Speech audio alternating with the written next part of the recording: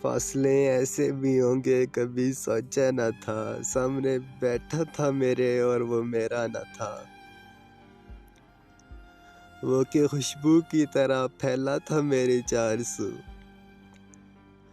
وہ کہ خوشبو کی طرح پھیلا تھا میرے چار سو، میں اسے محسوس کر سکتا تھا، چھو سکتا نہ تھا۔ رات بھر آہٹ کان میں آتی رہی،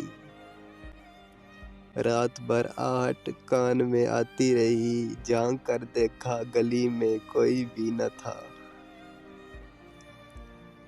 عکس تو تھا مگر عکس تنہائی کا تھا، عکس تو تھا مگر عکس تنہائی کا تھا، آئینہ تو تھا مگر اس میں تیرا چہرہ نہ تھا۔ وسیم بھائی یہ صرف آپ کے لیے شعر ہے۔ آج جس نے درد بھی اپنے علیحدہ کر لیے، آج اس نے درد بھی اپنے علیحدہ کر لیے، آج میں رویا تو میرے ساتھ وہ رویا نہ تھا، یہ سبھی ویرانیاں اس کے جدا ہونے سے تھیں،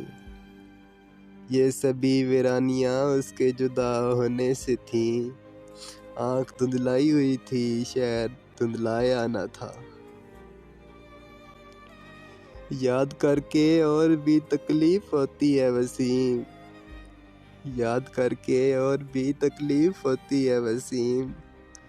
بھول جانے کے سوا اب کوئی اور چارہ نہ تھا، بھول جانے کے سوا اب کوئی اور چارہ نہ تھا۔